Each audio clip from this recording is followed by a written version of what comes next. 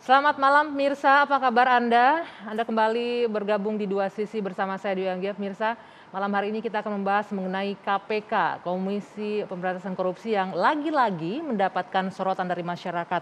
Mulai dari rencana untuk melibatkan narapidana kasus korupsi dalam program penyuluhan anti korupsi, hingga tuntutan ringan 11 tahun terhadap mantan Mensos Juliari Batubara dalam kasus korupsi dana bansos yang berujung pada vonis 12 tahun, di mana vonis ini menurut para pegiat anti korupsi menciderai atau rasa keadilan masyarakat. Nah, benarkah bahwa kekhawatiran KPK melemah pasca revisi Undang-Undang KPK ini perlahan terbukti? Ini akan menjadi pembahasan kita malam hari ini. Masihkah KPK bertaji? Kami akan bahas di Dua Sisi bersama saya, Dwi Anggia.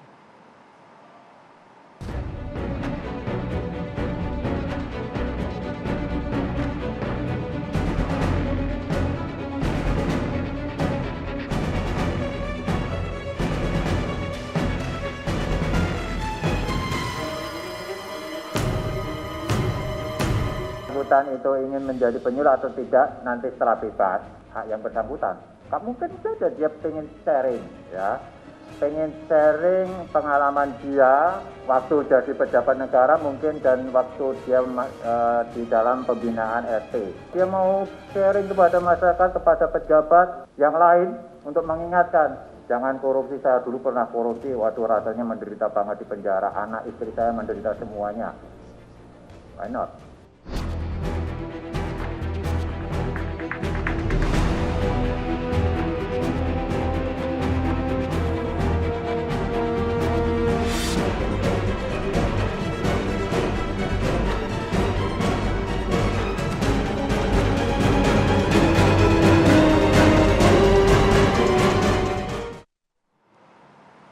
Ya, jadi makin ke sini sepertinya KPK ini makin menjadi sorotan publik mengenai apa gerak-geriknya KPK. Nah, untuk berbincang malam hari ini sudah bergabung bersama saya sejumlah narasumber. Di studio sudah hadir ada Bung Margarito, pengamat hukum tata negara. Selamat malam, Bung Margarito. Dan juga dari Waalaikumsalam, juga ada Kurnia Ramadana, peneliti dari ICW. Selamat malam. Selamat malam, Mbak. Ya, Waalaikumsalam. Dan bergabung juga secara virtual bersama saya malam hari ini ada Bapak Nurul Gufron, Wakil Ketua KPK. Selamat malam, Pak Gufron. Selamat malam Mbak Anggi dan semua. Ya, dan juga ada malam Bapak Saud Situmorang, mantan komisioner KPK. Selamat malam Pak Saud, sehat semua ya Bapak-bapak? Sehat semua, selamat malam Pak Gufron, semua yang di studio juga. Ya, saya langsung ke Pak Gufron terlebih dahulu ini Pak Gufron. Jadi sebenarnya ini apa rencana program seperti apa yang akan disiapkan KPK ini dengan melibatkan narapidana korupsi untuk program penyuluhan anti korupsi ini? Ya, sebagaimana strategi yang kami kembangkan saat ini bahwa pemberantasan korupsi itu kan inti atau akhir yang menjadi tujuan adalah agar tidak terjadi tindak pidana korupsi. Ya. Koruptornya supaya kemudian yang kami tangkap supaya jerah. Sebelum menjadi koruptor tentu kemudian perbaikan sistem dengan pencegahan. Yang baru dari kami adalah saat ini kami mengembangkan yaitu peningkatan integritas. Dengan cara apa? Dengan pendidikan karakter, baik di pendidikan formal maupun non-formal. Termasuk kami saat ini memang sedang memprogramkan untuk mencari testimoni-testimoni kepada para pelaku koruptor yang telah sadar dan bertaubat dan kemudian mau menceritakan sisi negatifnya selama di penjara. Supaya kemudian sama dengan tujuan pemidanaan, supaya orang lain takut, kemudian orang lain menghindarkan diri untuk melakukan koruptor. Oke, jadi mengumpulkan testimoni, bahkan ada sempat dari internal KPK menyebutkan ini sebagai penyintas korupsi, begitu Pak Gufron. Mungkin ada, apakah tepat nggak sih untuk menyebutkan sebagai penyintas korupsi bagi para pelaku narapidana korupsi ini untuk dilibatkan dalam program anti korupsi ini? Penyuluhan anti korupsi. Sekali lagi KPK mungkin keselio istilah ya. Narapidana ya tetap narapidana, dia adalah terpidana pelaku tindak pidana korupsi. Dia adalah orang yang sedang dibina di lembaga pemasyarakatan atas perbuatan melakukan tindak pidana korupsi. Oke, saya mau ke Pak Saud. Pak Saud, Anda sebagai orang yang cukup lama dari mantan komisioner KPK untuk melihat dari internal lah saya sebut ya, sempat berada di internal juga, melihat apakah rencana yang akan dilakukan oleh KPK saat ini dengan melibatkan para narapidana korupsi ini bisa disebut efektif atau justru kontraproduktif Pak Saud untuk pemberantasan korupsi? Ya, yang paling utama mau pakai pendekatan apa aja, itu boleh aja ya, pendekatan apa aja memberantas korupsinya. Apakah itu pendekatan ekonomi, pendekatan sosial, pendekatan psikologi, pendekatan HAM, semua pendekatan harus dipakai. Saya selalu mengatakan semua teori harus dibawa ke KPK untuk kemudian merubah perilaku. Yang utama kan itu. Tapi jangan lupa ada teori lain juga, mengubah perilaku itu nggak gampang juga. Bangsa kita kan paternalistik, mencontoh. Nah, terus kalau Anda membawa dalam gerombolan atau dalam rombongan Anda orang-orang yang punya background, ya quote and quote seperti yang kita kenal di masa lalu ada daftar yang terkait dengan hal terkait dengan pidana korupsi. Jadi upaya kita untuk membawa mereka join di tim kita untuk memberantas atau mencegah itu sedikit banyak pasti terdistorsi atau noise lah.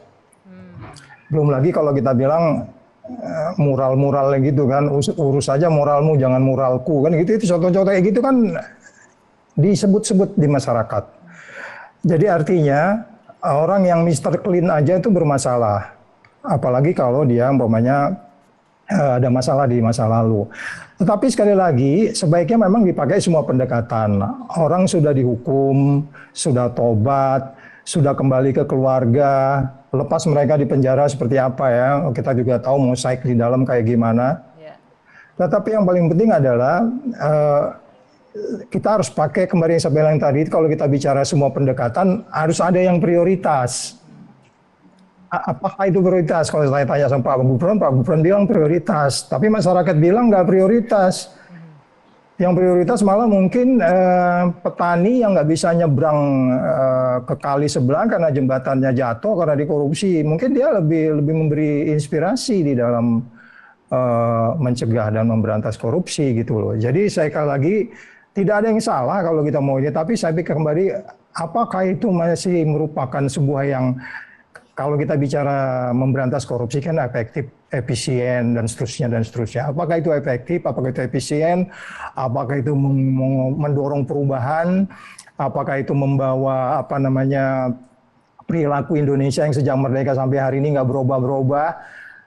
Kalau berubah, COVID-nya nggak kayak gini kita nih. Oke, coba langsung ya kan? ditanggapi Pak Gufron boleh. Apakah ini efektif, efisien dan prioritas ini untuk melibatkan mantan narapidana korupsi? Ya.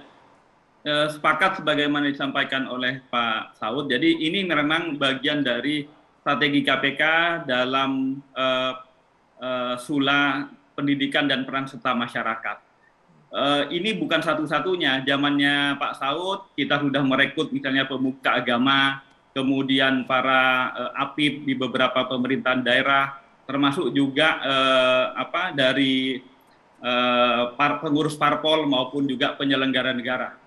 Itu yang kami lanjutkan bahwa ada sisi lain supaya masyarakat tahu langsung derita dan juga nestapanya bukan hanya perspektif narapidana, tapi juga mungkin cerita dari keluarganya, dari anak-anaknya bagaimana terhinanya sebagai seorang koruptor, supaya kemudian diceritakan kepada para penyelenggara negara lainnya supaya tidak kemudian mengikuti jejak yang sama. Itu harapannya.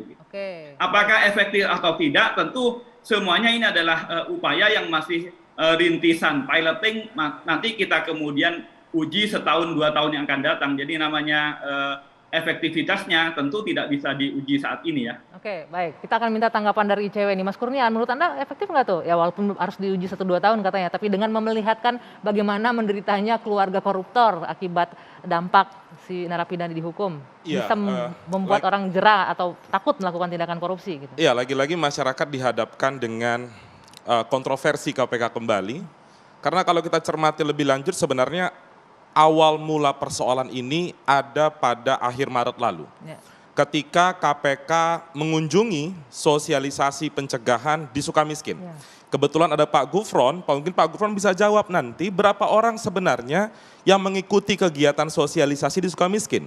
Berdasarkan informasi yang kita terima sebenarnya kurang dari 10 orang yang ikut ke dalam kegiatan itu. Aktor-aktor koruptor yang berskala besar, yang suapnya luar biasa besar, menimbulkan kerugian negara. Coba Pak Gufron jawab, apakah ada koruptor-koruptor besar yang ikut dalam kegiatan itu? Yang pertama. Yang kedua, sudah pasti kalau ini ditindaklanjuti secara serius, pasti akan memboroskan anggaran. Karena pasal 4 Undang-Undang KPK menegaskan bahwa KPK bertujuan untuk meningkatkan daya guna pemberantasan korupsi. Pertanyaan refleksinya adalah, apa gunanya meminta testimoni dari koruptor untuk supaya masyarakat sadar. Oke. Masyarakat makin kesal, bukan hanya kepada koruptor itu, tapi kepada penyelenggara, yaitu KPK. Baik. Dan kalau cermati lebih lanjut, sebenarnya yang dibutuhkan diminta testimoni bukan pelakunya, tapi korbannya, misalnya korban korupsi bansos, itu yang KPK wawancara. Oke. Ada ratusan juta orang kok koruptor yang dipilih. Nanti kita minta tanggapan Pak Gufron, usai jeda kita kembali sesaat lagi di Dua Sisi.